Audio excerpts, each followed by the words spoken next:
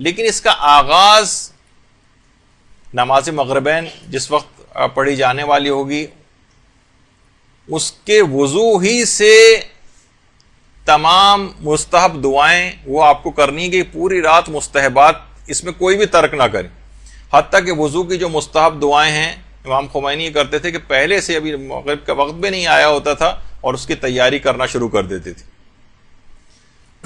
وضو کے وقت تمام جتنے بھی مستحبات ہیں وضو کی ان کو آپ انجام دیں, اور اس کے بعد پھر ظاہر ہے کہ نماز مغربین کی تیاری کرنی ہے. افطار سے پہلے آپ نماز مغربین پڑھنی ہے آپ نے یا افطار کے بعد پڑھنی ہے, آپ کو خود فیصلہ کرنا پڑے گا. افطار کی جتنی بھی دعائیں ہیں کوشش کریں افطار کی جتنی دعائیں ہیں شب قدر میں خاص طور پر ساری دعائیں, صرف اللہم لک صمت والی دعا نہیں بلکہ جتنی بھی افطار کی اور دعائیں ہیں وہ سب بھی تھوڑا سا 5 منٹ افطار تاخیر کر دیجئے, لیکن افطار کی ساری مستحب دعاؤں کو پڑھیں. یہ موقع پھر کبھی ہاتھ نہیں آئے گا. شب قدر سال میں صرف فقط ایک رات ہی کوئی شب قدر. پھر اس کے بعد اول وقت ہی میں نماز مغربین کو آپ پڑھ لیں, کیونکہ اول وقت میں پڑھنے کا بھی جو ثواب اور فائدے ہیں وہ الگ ہیں, اور شب قدر میں تو اور زیادہ فائدے ہوں گے. لوگ بالکل ہیوی قسم کی افطار کر کے انٹا غفیل ہو کے پڑ جاتے ہیں, بستر کے اوپر لیٹ جاتے ہیں, پھر وہ 9, 10, 11 بجے کے قریب جا کر نمازیں وغیرہ کی طرف متوجہ ہوتے ہیں. نہیں, اس رات محنت کرنے کی رات ہے. اس میں یہ آرام کو ایک طرف رکھ دیجئے. پورے سال آرام کے لیے راتیں پڑی ہوئی ہیں, لیکن شب قدر آرام کی رات نہیں. تو اچھا, نماز مغرب کو بھی کوشش کریں کہ پورے مستحبات کے ساتھ نماز مغربین کو پڑھیں. اذان بھی ہو, اقامت بھی ہو, تمام مستحب اذکار ہوں, جتنے بھی تسبیحات ہوں, جتنے بھی آپ اس کے بعد تعقیبات پڑھتی ہیں, وہ ساری بھرپور قسم کی نماز مغربین ہونی چاہیے. یعنی جس رات کو واقعی شب سیر و سلوک و عرفان قرار دینا ہے تو تمام مستحبات اس رات کو انجام دیے جائیں. اتنی اہمیت ہے ان مستحبات کی کہ آیت اللہ فہری جو ہے وہ نقل کرتے ہیں, جو کہ یہ بھی بڑے عرفاء میں سے گزرے ہیں. فرماتے ہیں کہ آیت اللہ جواد ملکی تبریزی, ان کے ایک بہت ہی عابد و زاہد قسم کے ایک دوست تھے جن کا مرحوم حسین فاطمیہ قمی نام تھا, ان کے بہت دوست. تو وہ فرماتے کہ میں جمکران گیا ہوا تھا اور بہت تھکا ہوا وہاں سے واپس آیا تو مجھے اطلاع ملی کہ آیت اللہ جواد ملکی تبریزی کی حالت بہت خراب ہے. میں سیدھا ان کے گھر گیا, اگرچہ میں بہت تھکا ہوا تھا لیکن پھر بھی سیدھا ان کے گھر گیا. دیکھا کہ اپنے بستر کے اوپر لیٹے ہوئے ہیں, طبیعت بہت زیادہ خراب ہے, لیکن میں نے دیکھا کہ انہوں نے خضاب لگایا ہوا ہے, بستر بیماری پر ہی لیٹے لیٹے ظہر اور عصر کی نماز کو پڑھنے کے لیے آمادہ ہیں, اور اتنی شدید بیماری کے باوجود وہ تمام مستحبات کے اوپر عمل کر رہے ہیں ظہر و عصر کی نماز پڑھنے کے لیے. انہوں نے بہت مشکل کے ساتھ, ان کے حلق سے منہ سے آواز بھی نہیں نکل رہی تھی, لیکن انہوں نے اذان بھی دی, اقامت بھی کہی, اور بستر پہ لیٹے لیٹے اس کے بعد تکبیرات افتتاحیہ پڑھی. دیکھیے مستحبات کی اتنی زیادہ اہمیت ہے. تکبیرات افتتاحیہ جو ہے وہ پڑھی, اور اس کے بعد وہ فرماتے ہیں کہ ابھی تکبیرۃ الاحرام کہہ ہی رہے تھے کہ جواد ملکی تبریزی کی روح مقدس بدن اقدس سے عالم قدس کی طرف پرواز کر گئی. پہلی تکبیرۃ الاحرام جو اسی وقت جواد ملکی تبریزی کی روح نے پرواز کی جس وقت انہوں نے تکبیرۃ الاحرام کہی. تو آپ نے دیکھا کہ کوشش کرے کہ انسان تمام مستحبات کے ساتھ اس رات کو نماز پڑھے, کہ آخری اس کا لازمہ بنے گا کہ تمام مستحبات کو انسان مرتے وقت بھی اس کو یہ نیکیاں کرنے کی توفیق اس کو حاصل رہے گی, بشرطے کہ وہ عام زندگی کے اندر بھی اس سلسلے کو جاری رکھے, مستحبات وغیرہ کی پابندی کرے, اور خاص طور پہ اس شب کے اندر تو علی الخصوص. آیت اللہ شیخ حسن علی نخودکی اصفہانی, ان کا بھی کتنی دفعہ تذکر آ چکا ہے کہ اتنی عبادتیں, اتنے علم, اتنے مجاہدے, اتنی ریاضات, اتنی زیارات, حتیٰ کہ ان کے متعلق کہا جاتا ہے کہ اعتکاف کے اندر بہت زیادہ بیٹھا کرتے تھے, مراقبے بھی بہت زیادہ کیا کرتے تھے, اور بہت بڑے ایک روحانی علمی مقام انہوں نے حاصل کیا تھا. یہ خود فرماتے ہیں کہ ان تمام ریاضتوں کے باوجود میں نے یہ روحانی مقام, یہ جو روحانیت حاصل کی ہے, اس کی 2 وجوہات, ایک وجہ تو ابھی آگے چل کر آئے گی لیکن ایک وجہ بھی بتاتا ہوں. وہ یہ فرماتے تھے کہ اس کی ایک بہت بڑی وجہ ہے اخلاص نیت سے سادات کرام اور ذریت حضرت زہرا کی خدمت. میں نے اس سے مقام کو حاصل کیا ہے۔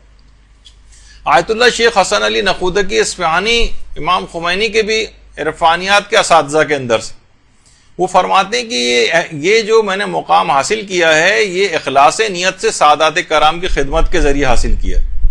یہ رات اس لحاظ سے حضرت زہرا کی رات بھی ہے، حقیقت شب قدر تو حضرت زہرا ہی ہیں، تو ان کی اولاد کی خدمت کا اس رات کوئی عنوان ہو جائے، سادات کی مالی مدد۔ کتنے افراد ایسے ہیں کہ جو کہ اس رات کے لیے کوشش کر کے رکھتے ہیں کہ اسی رات ہی سادات کرام تک ان کی مالی مدد ہو جائے، اسی رات میں خاص طور پر عام زندگی میں بھی اس کو فراموش نہیں کرنا ہے کہ صرف ہم صرف ایک رات ہی کے اندر 150 روپے کسی سادات کو یا آٹے کی تھیلی پکڑا کے سوچیں کہ بس اب ہم نے ضروریت حضرت زہرا کا حق ادا کر دیا، اور صرف مالیات کی حد تک یہ معاملہ نہیں، ان کی علمی مدد کرنا، ان کو یہ تمام امر بالمعروف و نہی عن المنکر کرنا، ان کو یہ تمام چیزیں سہولیات پہنچانا، ان کی آخرت کی بھی تو انسان فکر کرے سادات کرام کی۔ آخرت سے مرادی کہ بدعمالیوں کے اندر اگر گھرے ہوئے ہیں تو ان کو اس سے نکالنے کی صحیح اور کوشش کرنا کہ کسی بھی قسم کے عذاب کا شکار جو ہے وہ مرنے کے بعد نہ ہو۔ تو تمام اس امداد کے اندر جو خدمت ہے، جب یہ نہیں کہا کہ صرف میں مالی خدمت کرتا تھا، بلکہ کہا تھا ضروریت حضرت زہرا کی اخلاص کے ساتھ خدمت میں نے کی، اس کے اندر یہ تمام چیزیں بھی شامل ہو جاتی ہیں۔ اور فرماتے ہیں کہ اگر میں یہ اخلاص کے ساتھ یہ خدمت نہ کرتا تو شاید میرے تمام اعمال بے جان اور بے روح رہ جاتے اور میں اس مقام کو کبھی حاصل نہیں کر سکتا۔ اب علماء یہ فرماتے ہیں کہ کتنے افسوس کی بات ہے کہ سادات کرام اپنے اس مقام اور مرتبے کو نہیں پہچانتے، کہ لوگ فقط ان کی خدمت کر کے اتنے بڑے مقام کو حاصل کر رہے ہیں، اور وہ اپنے بدعمالیوں سے کس طرف جا رہے ہیں۔ سب سادات کی بات نہیں کر رہا، لیکن اسی معاشرے کے اندر رہتے ہیں اور ان کی بہت ساری باتیں جو ہے وہ نگاہوں کے سامنے آتی ہیں، تو لوگ ان کی خدمت سے اتنے بڑے مقام حاصل کر رہے ہیں، ان سادات کو نہیں پتا کہ ہمارا کتنا مقام اور مرتبہ ہے۔ اور اس حد تک کہ شیخ حسن علی نقودکی اس مستحبات وغیرہ کی اس حد تک پابندی کے حوالے سے میں ذکر کر رہا تھا کہ ان کے خود ایک حسن علی نقودکی کے ایک طبیب تھے، ڈاکٹر شیخ حسن علی خان عاملی، یعنی خود ڈاکٹر تھے، ان کے انڈر ٹریٹمنٹ رہتے تھے وہ، تو ان کو خاص طور پر بلا کر شیخ حسن علی نقودکی نے یہ وصیت کی تھی کہ حالت احتضار میں تم میرے یہ سارے اعمال کروانا، یعنی جب میرا احتضار کی حالت آ جائے تو یہ سارے مستحبات اس کو انجام دینا، مجھے قبلہ رخ کرنا جو کہ واجبات میں سے ہے، تمام جتنے بھی آداب میت ہیں یہ سارے تم میرے انجام دلوانا۔ اور ایک عالم تھے سید مرتضی روئنتن کے نام سے، ان سے کہا تھا کہ تم ہفتے کی صبح کو میرے پاس آنا اور میرے مرنے کے بعد میرے سرہانے بیٹھ کر 1 گھنٹہ تلاوت قرآن کرنا۔ باقاعدہ پوری اپنی موت کی ایسی پلاننگ یہ انسان اپنی زندگی میں بھی کر کے رکھ سکتا ہے، ضروری نہیں کہ اپنی موت کا وقت ہی پتا ہو۔ بہت سے علماء اور عرفا بہرحال اس حقیقت تک کو پا جاتے ہیں کہ انہوں نے کہا کہ ہفتے کی صبح کو آ جانا، میرا انتقال ہو چکا ہوگا، اور اس کے بعد میرے سرہانے بیٹھ کر 1 گھنٹہ تلاوت قرآن کرنی۔ تو وہ آیت اللہ شیخ حسن علی نقودکی اصفہانی فرماتے ہیں کہ انتقال، یعنی لوگ بیان فرماتے ہیں کہ انتقال سے 1 دن پہلے یہ بات کہہ رہے تھے کہ آج شب میں میں نے خواب میں شیخ عباس قمی کو دیکھا، صاحب مفاتیح الجنان، کہ وہ مجھ سے کہہ رہے ہیں کہ اب تم جلد آ جاؤ، عالم برزخ میں تمہارا انتظار ہو رہا ہے۔ اور وہ سمجھ گئے تھے۔ اس کے بعد انہوں نے ہسپتال کے جو میڈیکل سپرنٹینڈنٹ تھا، MS جس کو کہتے ہیں، اس کو بلایا اور کہا کہ میری موت کا وقت نزدیک آ گیا ہے، میرے انتقال کے بعد یہاں پر لوگوں کو بہت زیادہ ازدحام ہو جائے گا، یہاں کے سٹاف کو بھی بہت مشکل ہوگی، یہاں کے مریضوں کو بھی بہت تکلیف ہوگی، تو تم مجھے ہسپتال سے گھر منتقل کر دو۔ لوگوں کا بھی اتنا خیال کہ ورنہ انسان جو قریب المرگ ہو اس کو اس بات کی کیا پرواہ، مثلا وہ تو اپنا دیکھ رہا ہوتا ہے کہ اس کی اپنی جان بچ جائے وغیرہ، نہیں، کہ میرے مرنے کے بعد یہاں کے لوگوں کو بہت مشکل پیش آئے گی، مریضوں کو اور اسٹاف کو بھی، لوگ اتنے جمع ہو جائیں گے، لہٰذا مجھے اس سے پہلے ہی تم گھر منتقل کر دو۔ تو آیت اللہ شیخ حسن علی نقودکی کی پوری زندگی اسی طریقے سے مستحبات سے عبارت تھی۔ تو آج کی رات خاص طور پر مستحبات کی رات ہے، اور ویسے تو دیکھیے انسان مستحبات کے متعلق شریعت نے بہت زیادہ سختی نہیں کی ہے، لیکن اس رات میں اپنے اوپر سختی ضرور کرنی۔ ویسے تو کہا ہے کہ نہیں سختی مت کرو اپنے اوپر، مستحبات کو دل نہ چاہ رہا ہو تو ترک کر دو، لیکن اس شب قدر کے اندر اپنے آپ کو اپنے نفس کو مارنا پڑے، نیند آ رہی ہو، تھکن ہو رہی ہو، لیٹنے کو دل چاہ رہا ہو، یہ سب چیزیں آپ کو نہیں کرنی. اور دیکھیے یہ اتنی اس بات کی اتنی اہمیت، اسلام دیکھیے اس بات کی اتنی پرواہ کرتا ہے بہرحال کہ اگر کسی کا دل نہیں چاہ رہا تو زبردستی تھوپتا نہیں ہے اس کے اوپر. جیسے کہ ملتا ہے نا کہ آیت اللہ علی آغا قاضی کے متعلق ہی جب انہوں نے ایک دستور العمل دیا تھا آیت اللہ سید محمد حسن الہی طباطبائی کو، علماء اپنے لیے دستور العمل لکھواتے تھے کہ ہم کس طرح سے عمل کریں کیا. تو انہوں نے کہا تھا کہ دیکھو میں دستور العمل تمہیں دے رہا ہوں یہ. پھر اس کے بعد جب وہ بزرگی کی طرف چلے گئے تھے آیت اللہ حسن الہی طباطبائی، ان کی تصویر، تو کہا کہ دیکھو تم یہ اس پر خود بھی عمل کر سکتے ہو اور دوسروں کو بھی یہ دستور العمل دے سکتے ہو، کوئی مذائقہ نہیں ہے، لیکن اس بات کا خیال رکھنا کہ کسی کو بھی یہ دو، جب تک طلب صادق نہ دیکھو اس وقت تک یہ دستور العمل کسی کو نہ دینا. یعنی اس میں سچی تڑپ پائی جائے کہ ہاں میں بدلنا چاہتا ہوں، اپنے آپ کو میں عمل کرنا چاہتا ہوں. یہ نہ ہو کہ مثلا غلط مقاصد کے لیے دستور العمل مانگا جا رہا ہو کہ میں یہ چیزیں کچھ کرامتیں حاصل کر لوں، تو مثلا دنیا کو کمانے کا اس کا خیال ہو، یا اس کا دل نہیں چاہ رہا ہو، زبردستی آپ لوگوں کو دستور العمل بیان کر رہے ہوں. فرماتے تھے کہ نہیں یہ نہ کیا جائے. جس طرح کہا دیکھتے ہیں نا کہ مجالس کے اندر فری کتابیں بھی تبرک کے طور پر ڈسٹریبیوٹ کی جاتی ہیں کوئی چیز، تو لوگ اکثر جیسے دعاؤں کی، تو اکثر لوگ اتنی غیر اہم اس کو سمجھتے، طلب صادق نہیں پائی جاتی، زبردستی پکڑائی جا رہی ہے ان کو. اکثر لوگ وہیں مساجد کے اندر ادھر ادھر کونوں کے اندر رکھ کے چلے جاتے ہیں، ان کو اس بات کی پرواہ نہیں ہوتی کہ یہ اس کو تبرک کے طور پر چیز دی گئی ہے. تو فرماتے تھے، بلکہ ایک چیز اور بھی کہتے تھے کہ ازائے اسرار حرام است، یہ زیر اس کے اندر غلط لگا ہوا ہے، یعنی فرماتے تھے کہ جو رازوں کا ظاہر کرنا یہ ایک لحاظ سے حرام ہے. یعنی جن کے اندر طلب صادق نہیں پائی جاتی تو آپ ان کو بے احترامی نہ کروائیں یہ چیزیں دے کر ان کو. تو یہ بہرحال یہ جو رات ہے اس بات کا اس میں خیال کرنا ہے کہ ہر شخص کو، اکثر یہ مقام پہ یہ بھی دیکھا گیا کہ چھوٹے چھوٹے بچوں کے اوپر بھی بہت زیادہ زبردستی کر کے ان سے عمل، بچوں پہ اتنی زیادہ سختی کی ضرورت نہیں. دیکھیے دیکھا ہوگا آپ نے ڈاکٹر حضرات کو بھی کہ وہ ہر دوا ہر مرض کے افراد کے اعتبار سے اس کی ڈوز بھی الگ ہوتی ہے، کانسٹیٹیوشن بھی مریض کی دیکھی جاتی ہے، باڈی ویٹ کے اعتبار سے بھی دوائیں جو ہے وہ دی جاتی ہیں. تو ہر ایک کو ایک طرح سے وہ نہیں ہونا چاہیے. بہت سے بچوں کو کچھ وقت کے لیے جگائیں، پھر سونے دیں، کچھ عمل کروائیں، کچھ ریلیکس کر دیں، بڑی دعاؤں کی طرف نہ لے جائیں، چھوٹی چھوٹی چیزیں ان سے کروا لیں، ان کا آپ کو اس لحاظ سے خیال کرنا ہے. تو بہرحال اذکار، لیکن اپنے اوپر سختی کریں، اپنے تو ایک ایک لمحے سے کشید کریں.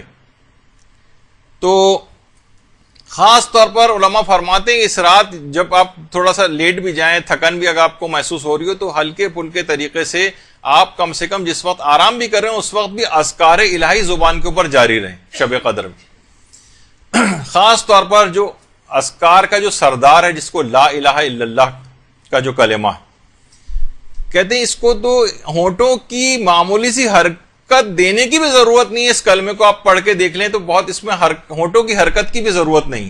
یعنی مرتا ہوا شخص کے لیے بھی سہولت پروردگار نے رکھی ہے کہ جو مرتا ہوا شخص ہونٹوں کو حرکت دینے کے بھی قابل نہیں ہوتا ہے، تاکہ اس کے لیے بھی اس کلمے کو انتہائی آسان بنا دیا جائے کہ جو حرکت بھی ہونٹوں کو نہیں دے سکتا وہ بھی مرتے وقت کم سے کم اس کلمے کو ادا کر دے.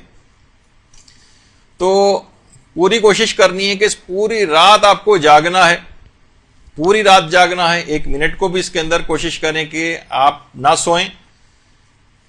اور جب یہ رات پوری جاگ کر آپ گزار لی آپ نے، تو آیت اللہ شاہ آبادی فرماتے تھے کہ اگر کسی شخص کو شب قدر پوری رات جاگنے کی توفیق نصیب ہو جائے تو اسے چاہیے کہ حضرت زہرا پر درود بھیجے.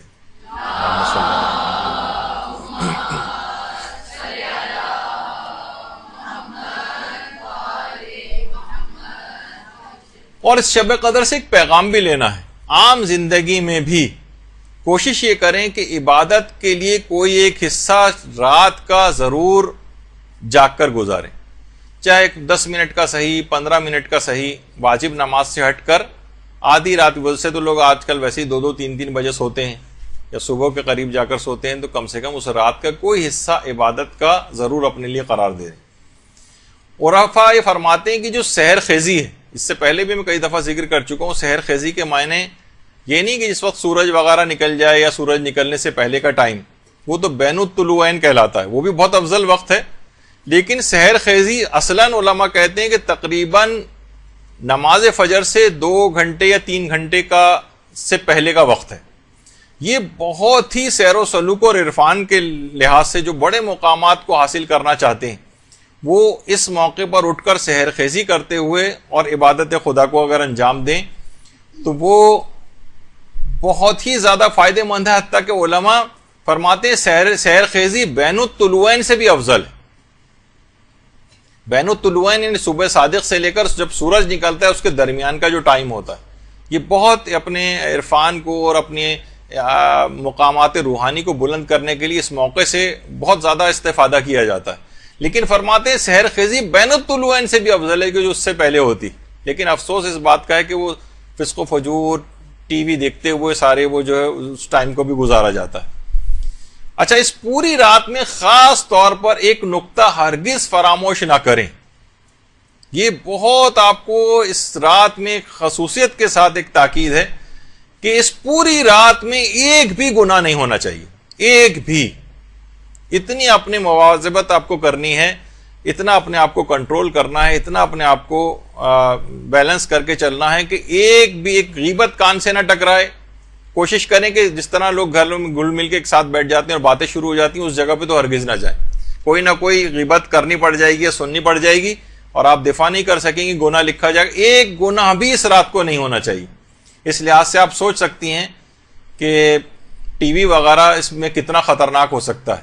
ایک حرام نگاہ, کوئی ایک حرام کلمہ, کوئی ایسی چیز, کوئی ایسا نامناسب منظر اس کے اندر اگر آپ نے آنکھوں سے گزر گیا آپ کی اور اس میں آپ نے توجہ دے دی تو پوری رات کی عبادت ضائع ہو سکتی. یہاں تو رمضانوں کے اندر یہ حال ہو گیا کہ باقاعدہ سینماؤں کے اوپر یہ چیز لکھی گئی جشن عید میلاد النبی خوشی میں 4 شوز ہوں گے مثلا, پہلے سے بھی زیادہ خوشی کے اندر ہونے لگائی. تو بہرحال یہ تو معاشرے کی یہ صورتحال ہو گئی. اور خود شہزادی فاطمہ الزہرا سلام اللہ علیہ فرماتی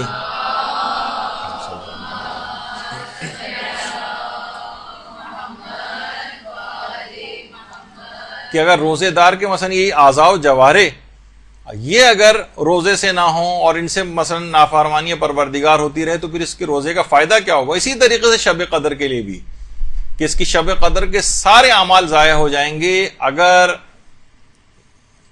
کوئی اس میں ایک گناہ بھی کسی نے کر لیا. یہی وجہ ہے کہ آیت اللہ حسن علی نقودکی اصفہانی یہ فرماتے تھے کہ اگر کوئی 40 روز تک بھی ریاضتیں انجام دیتا رہے اور 1 سیکنڈ کو بھی اس میں نمازوں کو اور عبادات کو ترک نہ کرے, لیکن ایک نماز فجر ان 40 دنوں میں فقط ایک دفعہ نماز فجر قضا کر دے تو 40 دن کے اعمال حباء منصورہ ہو جائیں گے. ریت کے ذرے جس طریقے سے اڑا کے رکھ دیتے ہیں نا اس کو, اس کی مانند بکھر کے رہ جائیں گے, اتنے ضائع ہو جائیں گے اعمال اگر اس نے 40 روز تک مسلسل 1 سیکنڈ کو بھی ناغہ نہیں کی عبادتیں انجام دی اور فقط 1 دن کی نماز فجر قضا کر دی. خود فرماتے تھے کہ میں نے اپنی پوری زندگی میں 1 دفعہ نماز فجر قضا کی تھی, اس کی پاداش میں اگلے دن میرا بیٹے کا انتقال ہو گیا تھا. اور وہ فرماتے تھے کہ اگر ایک رات کو بھی کبھی سمجھانے کے لیے اس قسم کی باتیں ہوتی کہ اگر ایک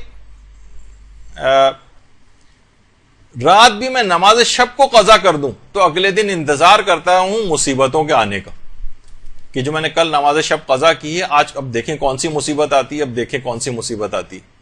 وہ فرماتے تھے کہ ایک بھی انسان اگر مکروہ کام کو انجام دے تو اس کی روح تنزلی کا شکار ہو جاتی, یعنی وہ نیچے کی طرف تیزی کے ساتھ سفر شروع کر دیتا ہے. تو حرام کا سوچیے کتنا زیادہ اثر ہوگا.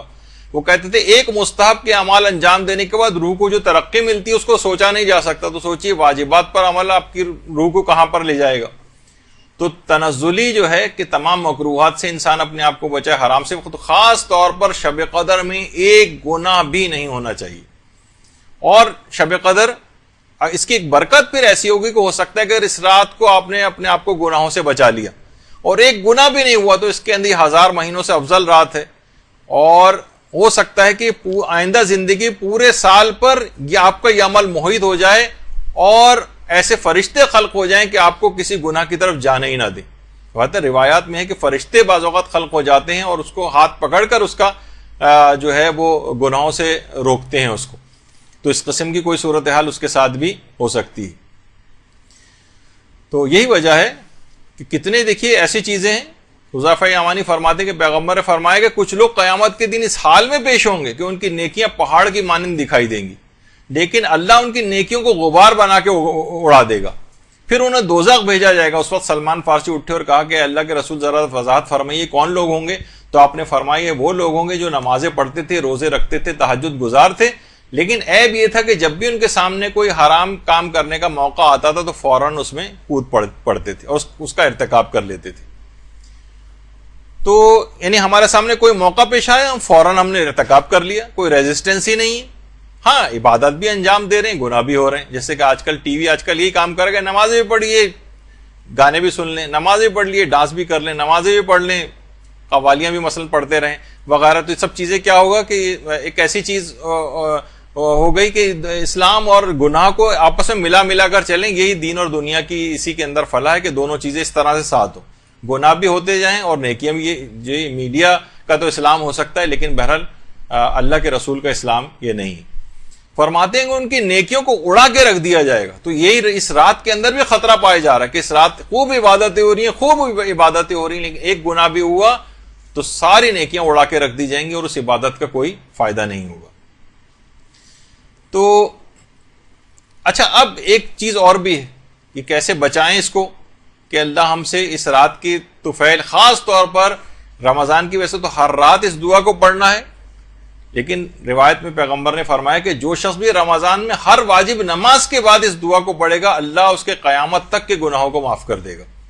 اللہم ادخل علی اہل القبور السرور والی جو دعا ہے، تو یہ بھی اس شب قدر کے اندر خاص طور پر تاکہ آئندہ کے لیے بھی گناہوں سے حفاظت ہو جائے.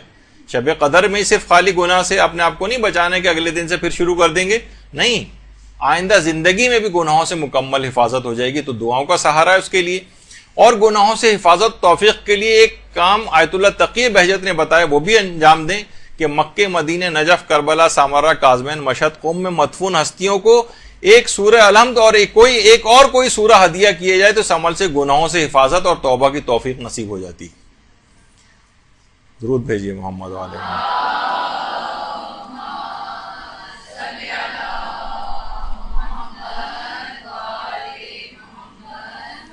ایک سورہ الحمد اور اس کے ساتھ کوئی ایک سورہ، وہ ان جگہ مقدس جگہوں پہ مدفون جو ہستیاں ہیں ان کو آپ ہدیہ کریں تو اس کا فائدہ یہ ہوگا، گناہوں سے حفاظت ہوگی اور توبہ کی توفیق نصیب ہوگی.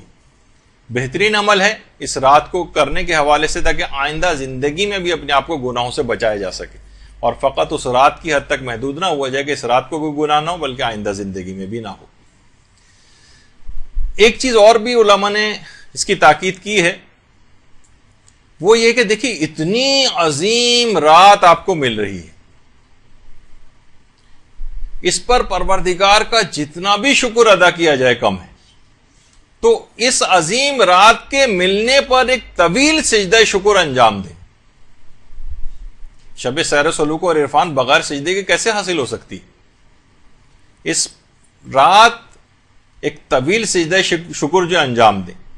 دیکھیے ویسے تو علماء فرماتے ہیں سارے آئمہ کے جو سجدے ہیں وہ سب بندگی کے ارکان میں سے ہیں اور سبھی کے سجدے ایسے ہیں، لیکن خاص طور پر سجدہ امام موسیٰ کاظم علیہ السلام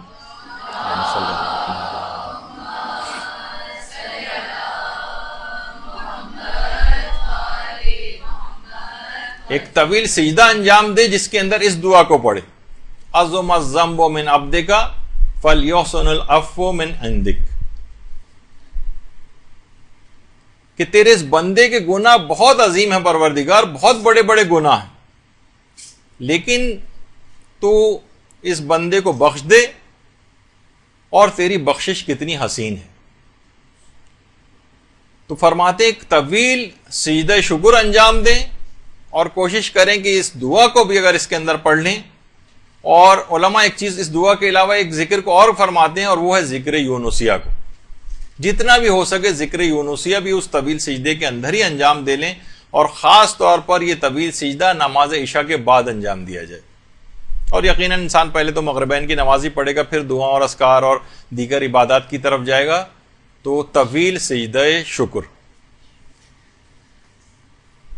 اور اس کے اندر اگر جب سجدے شکر کرنے ہی جا رہے ہیں تو کیوں نہ اس سجدے کو اختیار کر لیں جس کا پہلے بھی تذکرہ ہوا، جس کو کرنے کی وجہ سے حضرت ابراہیم اس مقام تک پہنچے تھے، جو آیت اللہ عبد الکریم کشمیری نے بیان کیا تھا کہ سجدے میں پیشانی رکھ کر 3 دفعہ کہیں الحمدللہ، پھر پیشانی کا دایاں حصہ رکھیں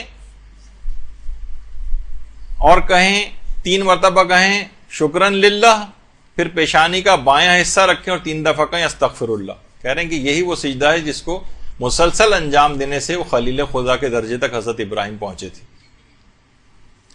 تو سجدہ شکر انجام دیں، اور اس وجہ سے بھی دیکھیے سجدہ شکر کرنا ہے کہ رات آپ کو مل گئی ہے۔ کتنے ہی افراد ایسے ہیں کہ جو پچھلے سال تک ہم آپ کے ساتھ ہوتے تھے اور اس شب قدر کے آنے سے پہلے پہلے وہ قبرستانوں میں جا کر دفن ہو چکے، وہ ٹھیک ہے، وہ بھی اللہ کی رضوان الہی کو پا گئے، لیکن آپ کے پاس اور زیادہ وقت آ گیا ہے، آپ زیادہ فیضیاب ہو سکتے ہیں، زیادہ اللہ کی اس نعمتوں سے استفادہ کر سکتے ہیں، اس کی عبادات وغیرہ سے، اور اپنے مقام اور مرتبے کو مزید بڑھانے کی ہمارے پاس گنجائش ہے۔ اور جب یہ علماء فرماتے ہیں کہ اس رات کو جب یہ طویل سجدہ شکر آپ انجام دیں گے تو لئن شکرتم لازیدنکم، جب تم شکر کرو گے تو اس میں مزید اضافہ ہوگا، تو خود بخود اس بات کا لازمہ یہ چیز بنے گی کہ آپ کو اگلی شب قدر حاصل ہو جائے گی، اس کی نعمت اس میں اضافہ ہوگا۔ جب آپ نے اس شب قدر کے حاصل ہونے کے لیے سجدہ شکر انجام دیا ہے تو انشاءاللہ آئندہ زندگی کی بہت ساری شب قدریں آپ کو ملیں گی۔ اس طرح انسان اپنی ایکسٹینشن پہ ایکسٹینشن کرواتا چلا جائے اپنی زندگی میں بھی، وہ بھی ایک طریقہ یہ ہے۔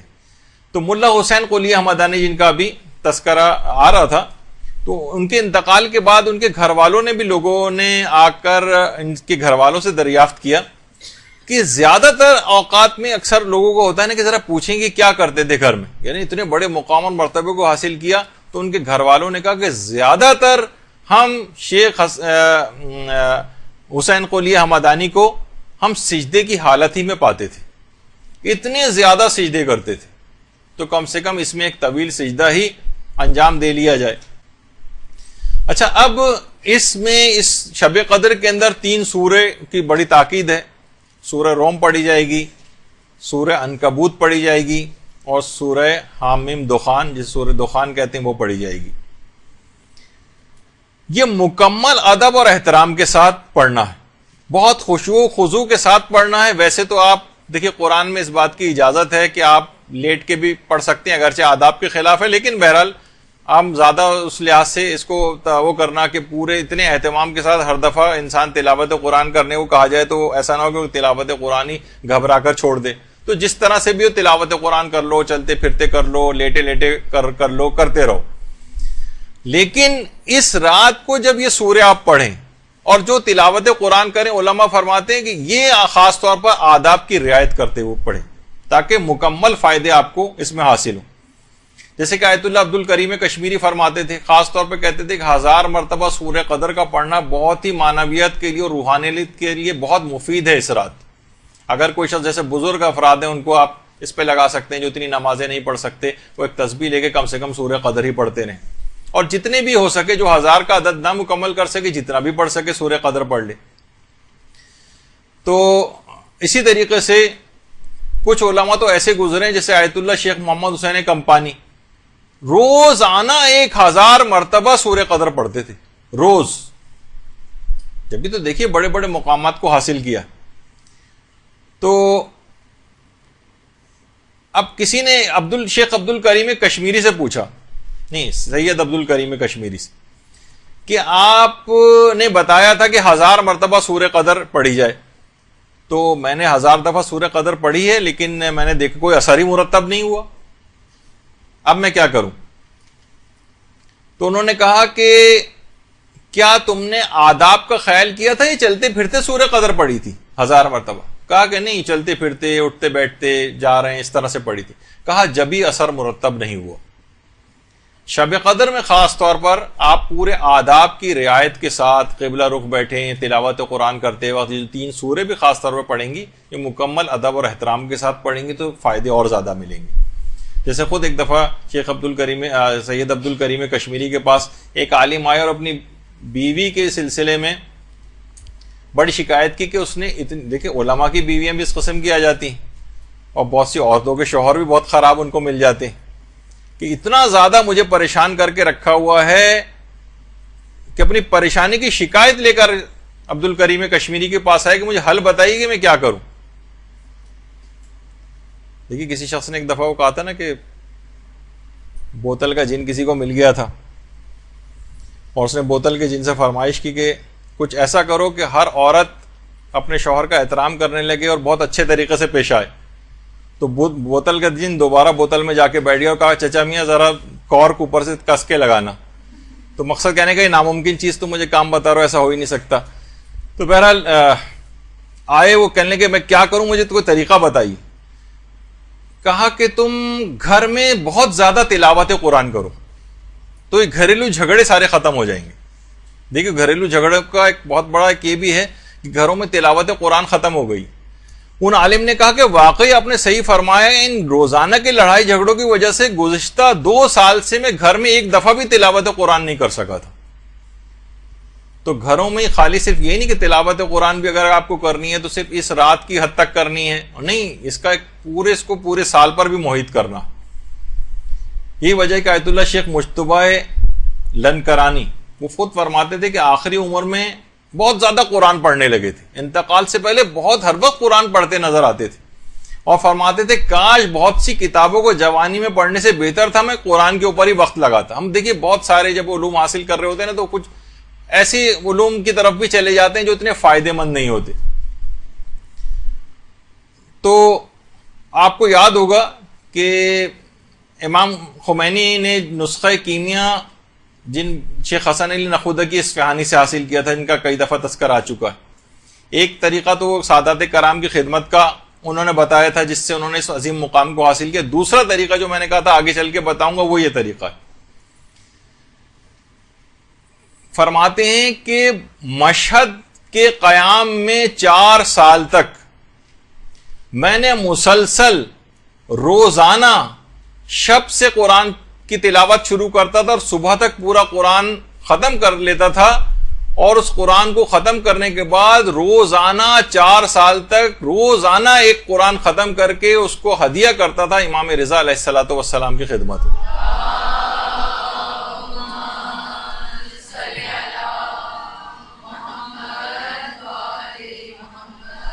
روزانہ ایک قرآن ختم کر کے سوچ سکتے ہیں آپ کہ کتنا زیادہ مشکل کام ہے۔ رات میں قرآن شروع کرتے تھے، صبح تک ختم کرتے تھے اور اس کو خدمت امام رضا میں ہدیہ کرتے تھے، اور اس عمل کو مسلسل 4 سال تک انجام دیا ہے، یعنی 1440 قرآن، یعنی تقریباً 1500 قرآن تو امام رضا کی خدمت میں ثواب کے طور پر ہدیہ کے طور پر پیش کی۔ دیکھیے ایسے تو مقامات حاصل نہیں ہو جاتے نا، محنت ہم یہاں شب قدر میں محنت کرنے کو تیار نہیں ہیں، اور راہیں ڈھونڈ رہے ہوتے ہیں کہ یہ 10 دفعہ پڑھنے کے بجائے 1 دفعہ ہی پڑھ لیں، اور لان جو ہے 100 دفعہ کے بجائے 1 دفعہ ہی پڑھ لیں، ہر وقت شارٹ کٹس کی تلاش کے اندر رہتے ہیں، تو بہرحال پھر وہ جب ہی کسی مقام کو حاصل بھی نہیں کر پاتے۔ تو دیکھیے اس قرآن سے کتنے مقامات عالیہ کو حاصل کیا اسی قرآن کی تلاوت سے۔ تو اس قرآن کو کوشش کریں کہ اپنے اندر بھی اتاریں۔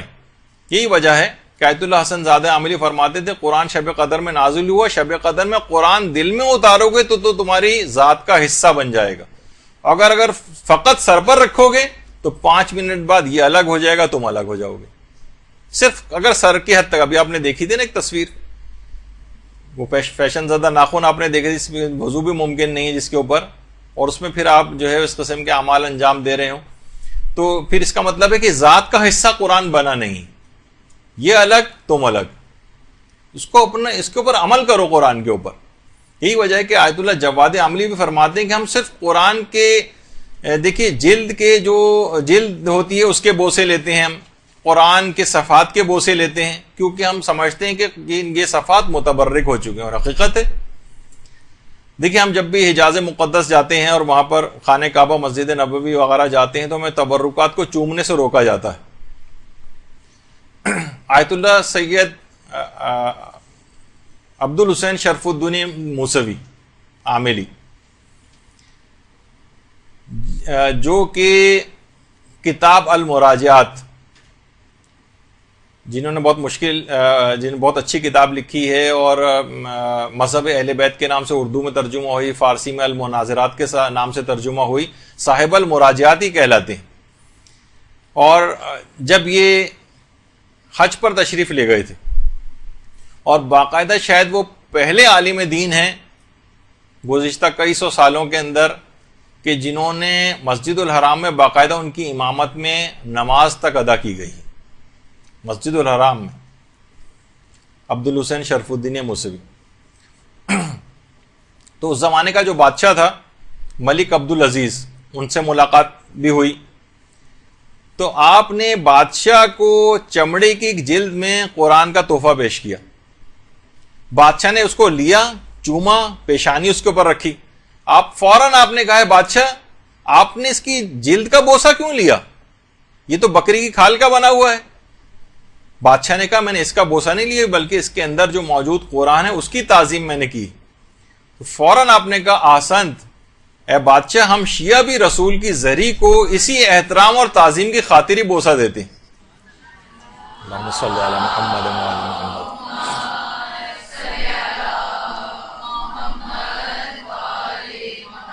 ہم فقط اس دھات کی بنی ہوئی چیز کو اہمیت نہیں دے رہے ہوتے، بلکہ اس کا جو مظروف ہے، جو اس کے اندر موجود پیغمبر اسلام ہے، ان کی عظمت کے تحت ہم اس کو بوسہ دے رہے ہوتے ہیں۔ اس موقع پر سب نے نعرہ تکبیر بلند کیا باقاعدہ، اور بادشاہ نے مجبور ہو کر اس سال پیغمبر اسلام کے آثار کو چومنے کی اجازت بھی دے دی تھی، لیکن اس کے بعد جو ولی عہد آیا اس نے باقاعدہ قانون پاس کیا، اور اس کے بعد پھر سے پابندی لگا دی گئی، جب بھی وہاں پہ آج کل روکا جاتا ہے۔ تو آیت اللہ جواد عاملی یہ فرماتے ہیں کہ ہم جب قرآن کی جلد کے بوسے لیتے ہیں، ہم قرآن کے صفحات کے بوسے لیتے ہیں، تو یہ جو بے جان اشیاء ہیں، یہ صفحے، یہ جلد، یہ جب حروف قرآن سے متصل ہو کر متبرک ہو جاتے ہیں، تو فرماتے ہیں کہ بے جان اشیاء جب متصل ہو کر متبرک ہو رہی ہیں، تو کیوں نہ ہم اپنی روح اور جان کو قرآن سے مانوس کر کے متبرک بنا لیں۔ ہم بھی تو اپنی روح کو متبرک بنا سکتے ہیں، ہم بھی تو اپنی جان کو متبرک بنا سکتے ہیں اگر قرآن کے احکام سے اپنے آپ کو متصل کر لیں۔ آپ بھی متبرک ہو سکتے ہیں۔ ہم سوچتے ہیں فقط یہ الفاظ جس صفحے کے اوپر یہ متبرک ہوا ہے، جلد متبرک ہوئی ہے، جزدان متبرک ہو گیا ہے، نہیں، اس طریقے سے بھی متبرک بنایا جا سکتا۔ تو خاص طور پر یہ جو تلاوت ہے، اس رات کو خاص طور پر تلاوت کرنی ہے، اور اب قرآن کو کچھ اہمیت دی جانے لگی ہے۔ مساجد کے اندر بھی قرآن کے حوالے سے پروگرام ہونے لگے ہیں، ایران میں تو پہلے سے ہوتے آ رہے ہیں، لیکن ہمارے ہاں بھی اب ماشاءاللہ سے شروع ہو گئے ہیں۔ اور خاص طور پر قرآن کے حوالے سے مرحومین کو اس رات ضرور یاد رکھا جائے، بلکہ کوشش کریں کہ جتنے بھی اعمال شب قدر جب آپ انجام دینا شروع کریں گی تو اس میں تمام مرحومین کی بھی نیابت کی نیت کر لیں، تمام مرحومین کی نیابت کی، میں یہ ان کی طرف سے بھی تمام اعمال کو انجام دے رہی ہوں۔ دیکھیے کہ جو مرحوم ہو گئے، دیکھیے ایک تو حرموں میں ویسے بھی جو متصل حرموں میں جو ہے نا مختلف قبور ہیں، جہاں کے علماء کی قبور ہیں، اصحاب کی قبور ہیں، مختلف ائمہ کے حرموں میں نظر آتی ہیں۔ جیسے حرم معصومہ قم کے ایک تو اندر بھی ایک لحاظ سے قبرستان ہے، جہاں خواتین کو کبھی کبھی جانے کی اجازت دیتے ہیں، کبھی نہیں دیتے ہیں، ان کی قبور تک مختلف مراجع کی قبور بھی ہیں۔ تو حرم کے اندر بھی قبریں ہیں، اور اس سے تھوڑا سا باہر نکل کر ہی دروازے کے باہر آیت اللہ بروجردی کی قبر بھی آپ نے دیکھی ہوگی جو لوگ وہاں گئے ہیں۔ اسی طریقے سے حرم امام رضا ہے، وہاں پر بھی بڑے بڑے علماء کی قبور ہیں، نجف میں بھی ہیں۔ تو معصومہ قوم کے حرم میں بھی قبور ہے، اور حرم سے باہر جب نکل جاتے ہیں تو ایک قبرستان شیخان ہے، جہاں کپڑے کی وغیرہ کی دکانیں ہیں، مارکیٹس وغیرہ بنی ہوئی ہیں۔ یہ انتہائی نورانی اور بابرکت مقام ہے۔ جس طریقے سے نجف میں علی آقا قاضی کی قبر پہ کوئی نہیں جاتا، اس طرح قبرستان شیخہ میں بھی لوگ سامنے سے گزرتے ہیں زائرین، وہیں سامنے ہوٹلوں میں رہائش پذیر ہیں، لیکن قبرستان شیخان میں کبھی نہیں جاتے نظر آتے۔ اور کتنے بڑے بڑے علماء اور شہداء اور اصحاب امام اس قبرستان کے اندر دفن، بالکل متصل۔ زکریا ابن آدم، چھٹے 7ویں 8ویں امام کے صحابی، اور امام خود کہتے تھے جس کو کوئی مسئلہ پیش آتا تھا کہ میں آ نہیں سکتا، کہا زکریا ابن آدم سے جا کر پوچھو. اور اس کے علاوہ زکریا ابن ادریس اور ابن قولویہ کی قبر بھی وہاں قریب ہی ہے، اس سے متصل ہی ہے. جواد ملکی تبریزی کی قبر وہاں پر ہے، کتنے جن کا بھی ذکر ہو رہا تھا. رہبر معظم بھی جب بھی جاتے ہیں جواد ملکی تبریزی کی قبر پہ ضرور جاتے ہیں. اس کے علاوہ مرحوم حید جی، یہ خود عرفا میں سے ہیں، موت اختیاری کے حوالے سے ان کا واقعہ تھا جو کہ اب اتنا وقت نہیں ہے کہ اس کو پڑھا جائے. تو طالب علموں کے لحاظ سے اور جو زائرین ہیں اور مومنین کو اس قبرستان میں ضرور جانا چاہیے. تو اپنے تمام بلکہ کہا جاتا ہے کہ یہ جو معصومہ قوم کا جو حرم ہے اس سے جو متصل جو قبریں ہیں وہ، اس کے بعد پورے قم میں قبرستان شیخاں سے بڑھ کر کوئی بھی بابرکت مقام نہیں. یعنی معصومہ کے حرم کے علاوہ جو سب سے بابرکت مقام قم کے اندر ہے وہ قبرستان شیخان. تو آپ خود سوچیں کہ یہ کتنا لیکن لوگ عام طور پر نہیں جاتے ہیں وہاں پر. اسی طریقے سے امام رضا کے روضے کے احاطے میں بھی شیخ حسن علی نخودکی اصفہانی کی قبر بھی. اتنے بڑے مقام کو حاصل کرنے کے بعد بھی آج بھی شیخ حسن علی نخودکی اصفہانی، یعنی ویسے تمام مرحومین کا یہ سلسلہ ہے، وہ اب بھی تلاوت قرآن کے ثواب کو ہدیے کے طور پر فرمائش کرتے ہیں. باقاعدہ فرمائش کہ تلاوت قرآن کا ہدیہ ان کو کیا جائے. تو اس رات کو ان کو کیسے فراموش کیا جائے گا.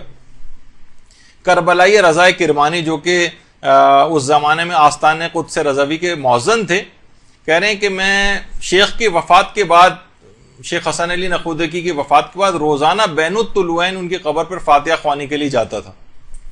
کہہ رہے ہیں ایک دن میں نے خواب میں دیکھا کہ شیخ خواب میں آئے ہیں میرے اور آ کر کہہ رہے ہیں کہ تم روزانہ میری قبر پر فاتحہ خوانی کے لیے آتے ہو، لیکن تم میرے لیے سورہ یاسین اور سورہ طٰہٰ کیوں نہیں پڑھتے ہو؟ سورہ یاسین اور سورہ طٰہٰ. شیخ حسن علی جیسا عارف کامل وہ فرمائش کر رہا ہے 2 سوروں کی.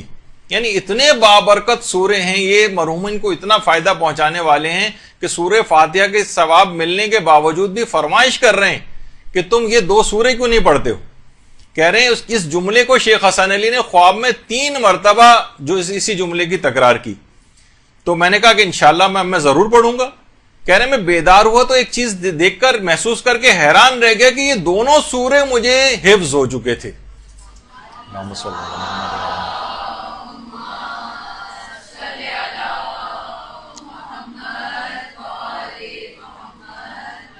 اور کہہ رہے ہیں اس کے بعد میں نے روزانہ جا کر ان سوروں کی تلاوت شروع کر دی. تو آپ نے دیکھا کہ بہرحال آج کی رات مرحومین اس طرح سے آپ کی تلاوت قرآن کے ثواب کا بھی انتظار کریں گے. اور یقیناً یہ 2 سورے اگر پڑھنے کے بعد کسی کے پاس وقت ہو تو وہ اس سورہ یاسین اور سورہ طٰہٰ کو اپنے مرحومین کے لیے ضرور تلاوت کریں. دیکھیے عبادت میں بہرحال محنت تو کرنی. آپ سوچ رہے ہوں گے کہ کتنے زیادہ تو یہ چیزیں آتی جا رہی ہیں، اس کا وقت اتنا کہاں ہوگا. اللہ انشاءاللہ برکت اس میں پیدا کرے گا، وقت بھی نکلے گا. تو یہی وجہ ہے کہ آیت اللہ تقی بہجت کہتے تھے کہ زمانہ غیبت میں جو عبادات کرنے کا ثواب ہے زمانہ ظہور سے زیادہ ہے. یعنی اس میں جو اگر آپ نے محنت کر لی تو اس کا ثواب زمانہ ظہور امام، یعنی جب امام ظہور کر جائیں گے اس وقت کی عبادت سے زیادہ ثواب آج کل کے دور میں عبادت کا ہے. اچھا، اس رات کے لیے پیغمبر تو کہہ چکے ہیں کہ شب قدر میں کسی نے پوچھا پیغمبر سے کیا مانگے تو آپ نے کہا تم صحت اور عافیت مانگو. صحت انسان کے نہیں ہوتی تو تمام عبادات کی انجام دہی سے بھی رہ جاتا ہے.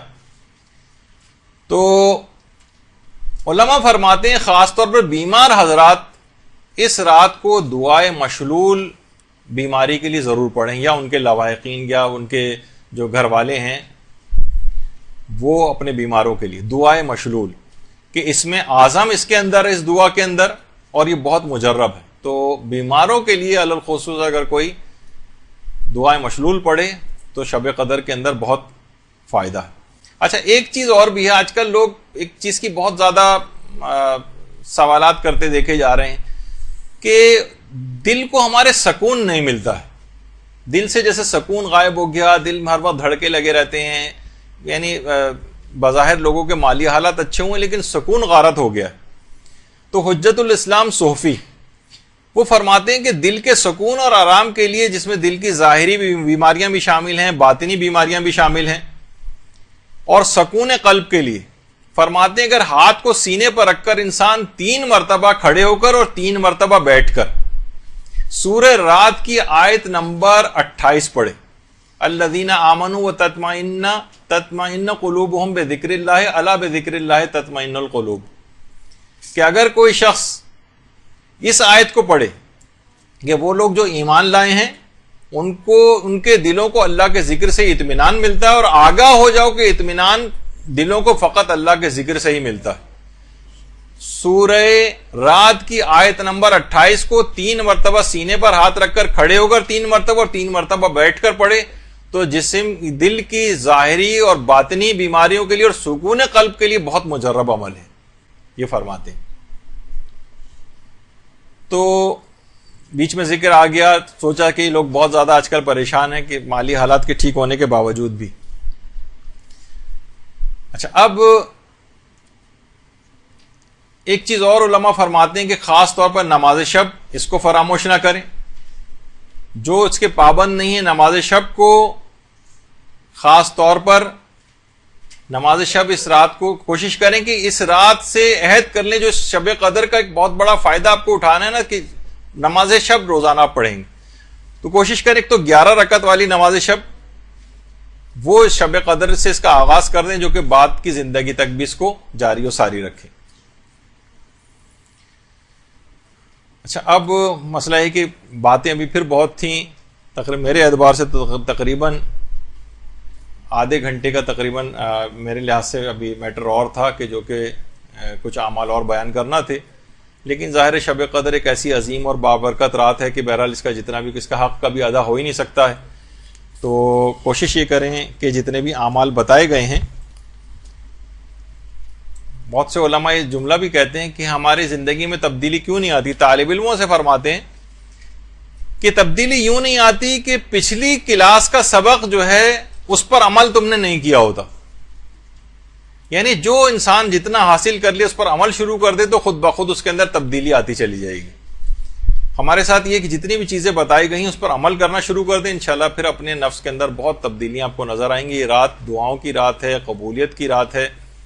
کوشش کریں، گڑ گڑائیں کہ چشمے قبولیت، زمزم ہے جو قبولیت ہے اس کو بہرحال جاری ہونا ہی پڑتا ہے. دعاؤں کو ایڑیاں رگڑیں باقاعدہ اس رات کو، تو انشاءاللہ تمام اپنی دعاؤں کو بھی آپ قبول کروا لیں گے، اپنی زندگی کے اندر ایک ایسی پرماننٹ تبدیلی بھی لے کر آئیں گے کہ آئندہ زندگی میں انسان کوئی گناہ نہ کرے اور مکمل زندگی کو اطاعت الہی میں گزارے.